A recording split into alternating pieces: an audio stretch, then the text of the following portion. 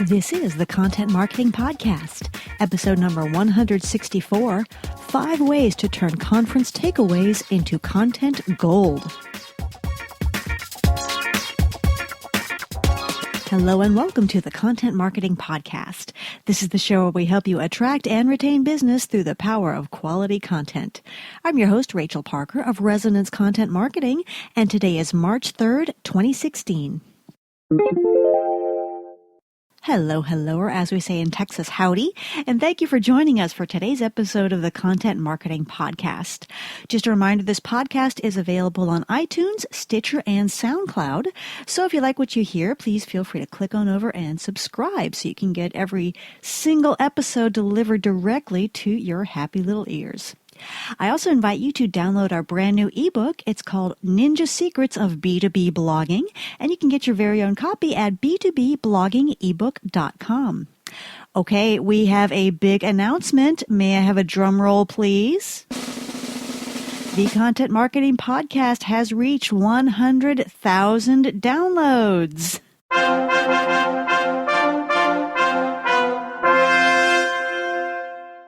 Yes, our little podcast has been downloaded 100,000 times. And it's funny, I was on the phone with a friend last week and she asked me, well, how's the podcast going? I said, you know what? We are almost at 100K downloads. Let me check. And as I logged on, the download number was exactly 100,000. So I caught it just when we crossed over the mark. Anyway, I want to say a very heartfelt thank you to everyone who is listening right now. And if you have listened in the past, and especially I want to say thank you to everyone who has shared this podcast with your friends and your colleagues and has helped us grow our audience and get to that 100,000 mark. So thank you. Please keep coming back and we will keep bringing the good stuff. Okay, last week I shared some of the latest B2B content marketing insights from David Meerman Scott, Lee Odin, and other speakers at the B2B Content to Conversion Conference. If you happen to miss that episode, feel free to check it out on iTunes or Stitcher or SoundCloud or via the RSS feed. Today we're continuing the theme of conferences and talking about 5 ways that you can turn your next conference attendance into a content goldmine. But first, it's time to check in with our news feed for this week's rundown of news you can use.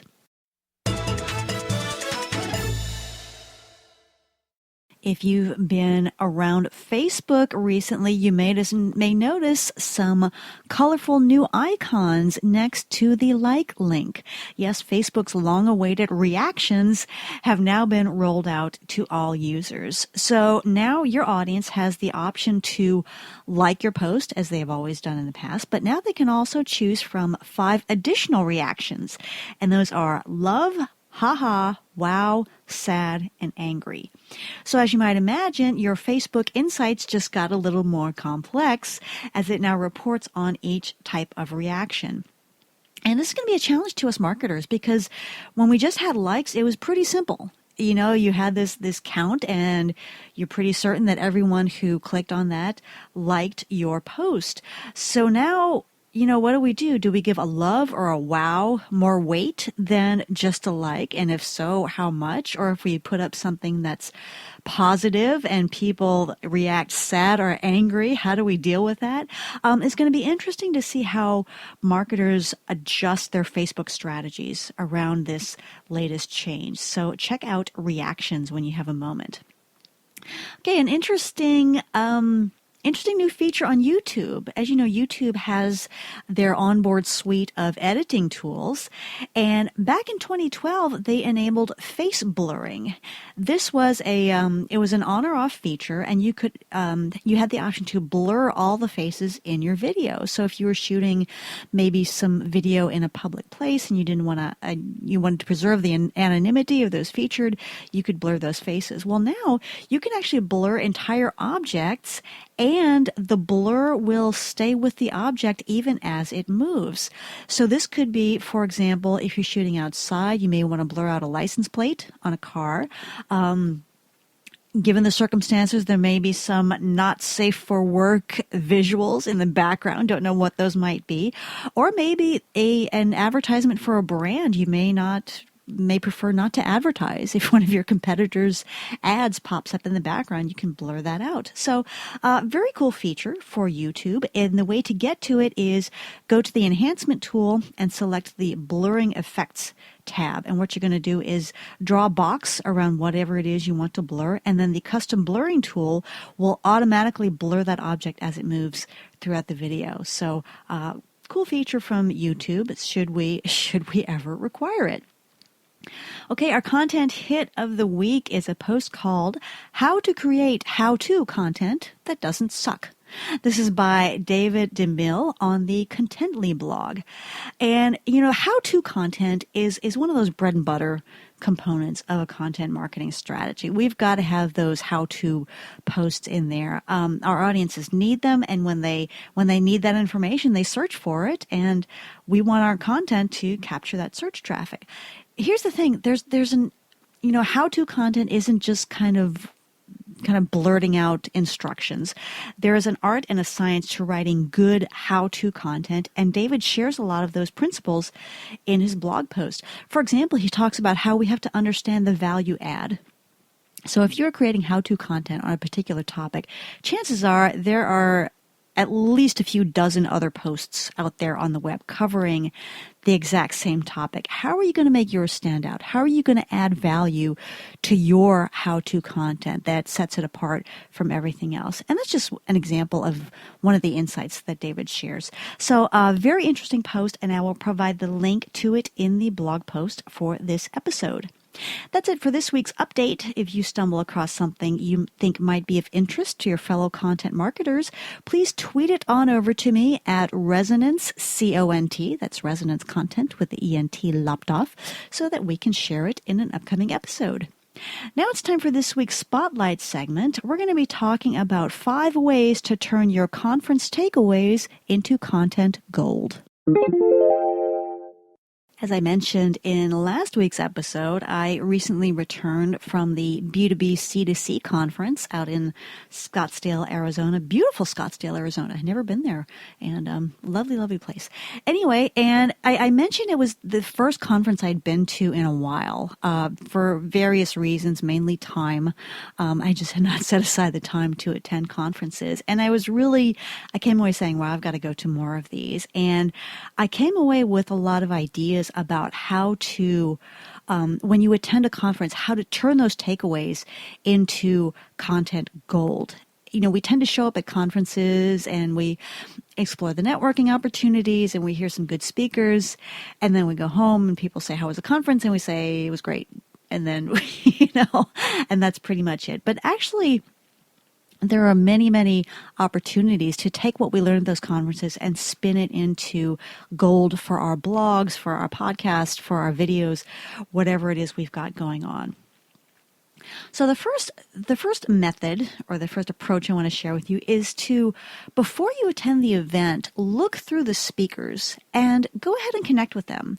Follow them on Twitter, check out their blogs, follow them on LinkedIn, because chances are these speakers are going to be sharing content on a regular basis that may be of interest to your target audience. So you want to add those feeds to whatever feed reader you use and make sure that you get them in the loop for sharing their third-party content, because I know for a lot of us, we tend to get into a rut and we share the same types of posts from the same sources. And so connecting with those speakers can open our eyes to whole new sources of quality content to share. So make sure that you look at those speakers before the event. And of course, we want to decide which tracks we want to attend, but also connect with them and see what they have to offer content-wise and see what you can add to your pipeline for shareable content and also for ideas. You may get some great ideas from their blogs, their podcasts, their videos, whatever they have going on. The second thing that we can do is to curate content around the conference. most conferences, at least those that are socially savvy, will have a hashtag that will be plastered everywhere across the expo floor in every presentation. And because they want people to be sharing content from this conference and tagging it with the hashtag, because that helps generate buzz for the conference, and of course helps them in their promotional efforts going forward. So what we can do is curate content around that conference. One way we can do that is to create a storyboard. I use an app called Storify, Storify, but I know there are many other options out there. And you can custom create a curation page saying, hey, here's what's going on Instagram for this conference. Here's what's going on Twitter. Here's what's being shared on Facebook. You can actually curate those posts and customize it to things that are of interest to your target audience. And then what you can do is actually embed that storyboard in a blog post, and you can share it on Twitter, you can share it on Facebook and LinkedIn. And it's going to be a great way to generate interest, of course, around your fellow attendees, because they want to see what all made the storyboard, what they might have missed. But also, it will be of interest to your audience, because you're going to be sharing a lot of those insights, and not just from you, not just your tweets or your Instagram pictures, but what everybody was sharing around that conference. And it's going to be a great way to provide that information to your audience. A third thing we can do, and I had not even considered this beforehand, but we can interview experts on site. So if there is someone on the speaker's roster who is a guru in your area and whom you've been wanting to sit down for an interview, hit them up and say, hey, can I have 15 minutes of your time? Maybe either right before or right after lunch for a quick interview. One of the speakers at C2C 16 was Ardith Albee, who is a guru in the content marketing world. And almost every time I saw her, she was, outside of her presentation, she was being interviewed. She was sitting down one-on-one with someone, and that person was frantically writing notes. So it's a great place to connect with those experts. You're in the same place. You've got at least some downtime when there's nothing going on. Like I said, right before, right after lunch, or maybe during a networking break would be a great time. And just grab them for a quick interview, and bring out your notebook, or even better, use your voice recorder on your phone. If it's noisy, that might not be the best approach, but sit them down for a quick interview, and then you can turn that interview into a blog post, and you can share quotes from that interview on your social media channels. Many, many ways that you can leverage that content. And most experts, I found, are extremely gracious about giving their time to people who ask for it. Number 4, we can collect quotes for future sharing. So as you take notes, I was constantly on Evernote all the time I was at the conference, my favorite note-taking app. Highlight the best quotes that you want to share. And then what you can do is you can turn those into images and share them on social media. So for example, when David Meerman Scott gave his keynote at C2C, one thing that he shared was, B2B does not equal be too boring. And that's a terrific quote. It's one that really resonates with people on multiple levels. It's kind of funny, and it's kind of in your face, and it really hits on a salient point. So collect those quotes and maybe save them in a spreadsheet or some designated area. Then as you create your social content from week to week, you can turn those quotes into images.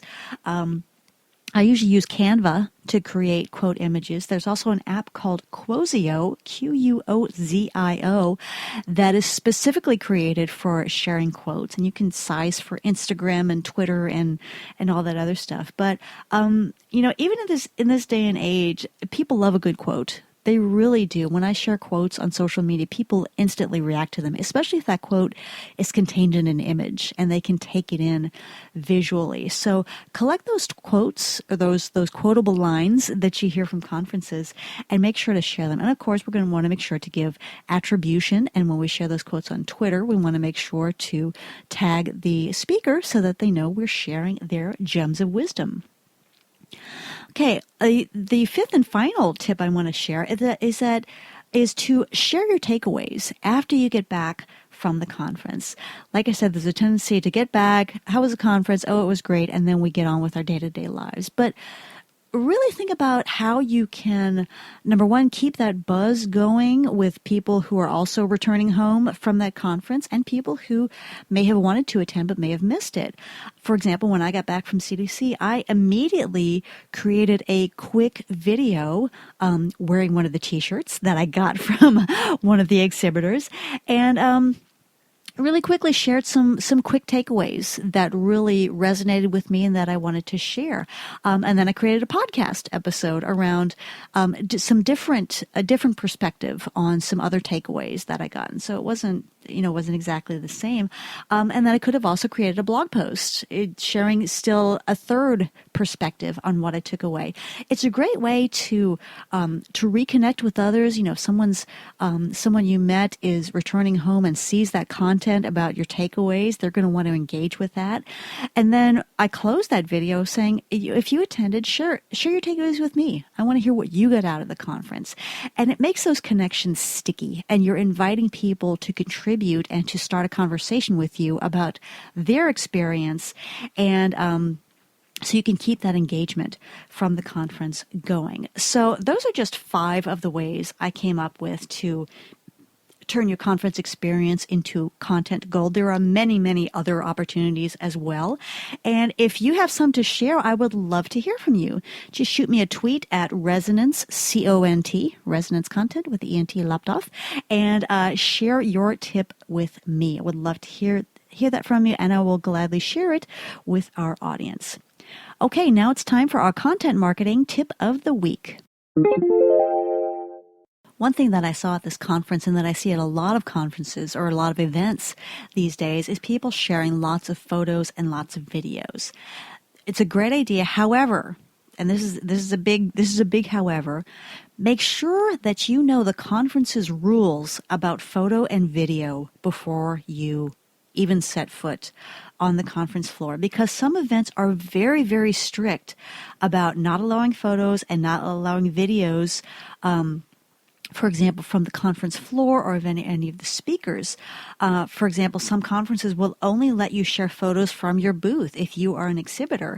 And the reasons for that, there are many. They're concerned about copyrighted material, concerned about information that might qualify as trade secrets, et cetera, et cetera. So before you arrive at the conference, yes, come ready to share your photos and your video, but make sure that first and foremost, as they say in Monopoly, do not pass go, do not collect $200 before you understand the rules of that specific content, of that specific conference around photo and video, and make sure that you abide by them. Okay, campers, that is it for me today. Hope you've enjoyed this episode of the Content Marketing Podcast. If you like what you've heard today, please feel free to subscribe on iTunes or Stitcher or SoundCloud or via our RSS feed. And if you really like what you've heard, please leave us a quick review on iTunes. I would so appreciate it. Also, don't forget to grab your free copy of our new ebook, Ninja Secrets of B2B Blogging, at b2bbloggingebook.com. As always, I like to leave you with a quote, and today's comes from Michelangelo. He once said, quote, "I am still learning," unquote.